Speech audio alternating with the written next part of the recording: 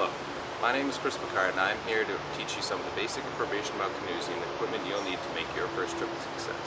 First off, the question, what is a canoe? According to the dictionary, a cue is a narrow, keyless boat with pointed ends, propelled by a paddle or paddles.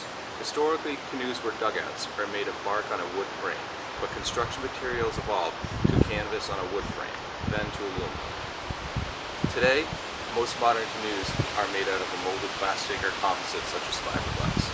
There are many different size canoes. There are solo canoes which are made for one person. There are tandem canoes which are made for two people. And then there are also multi-man canoes which are for three or more people. The canoe I have right in front of me is a tandem canoe made by Old Town Canoes of Maine.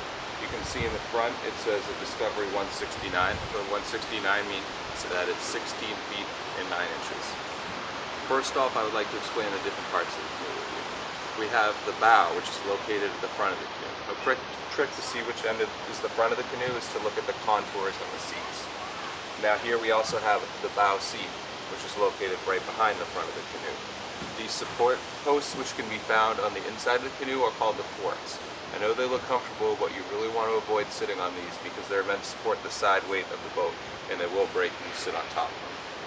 The rear of the canoe is called the stern, and right behind the stern we have the stern seat. And then if we walk around front here, you can see this large red body is called the hull, and then the plastic layer on top is known as the gunnels, which run all the way around the boat. Now that we've gone over the parts of the canoe, I want to go over some of the gear you'll need to make your first trip a success.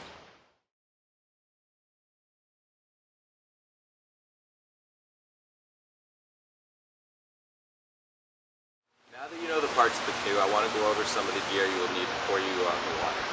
The first item you'll need is a life jacket. You want to make sure that you have one life jacket for everyone on board. I also like to carry this flotation device in my canoe because not only if it capsizes will it save your life, but it also makes a great seat cushion, especially if you have someone sitting in the middle. The second item you'll need is a paddle. Here are two different types of paddles. You want to keep in mind the larger the face of your paddle is, the more effort it will require to move it through the water. So if you're canoeing with small children, you want to make sure that they have a smaller paddle like this as opposed to the broader face. You also want to make sure you bring some water. An hour of paddling will dehydrate you much quicker than you would think.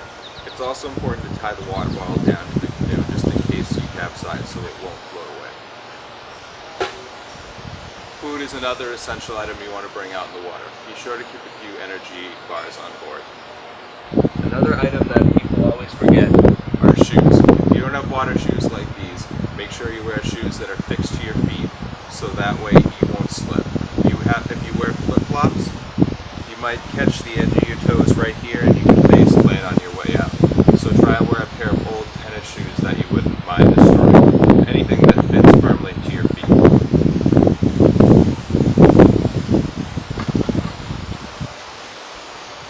Another factor that's often looked by people who are new to canoeing is the sun.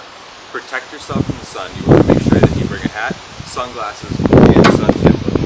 I would recommend a large brimmed hat like this to keep the sun off your neck as well. Too much sun can make a great canoe trip miserable.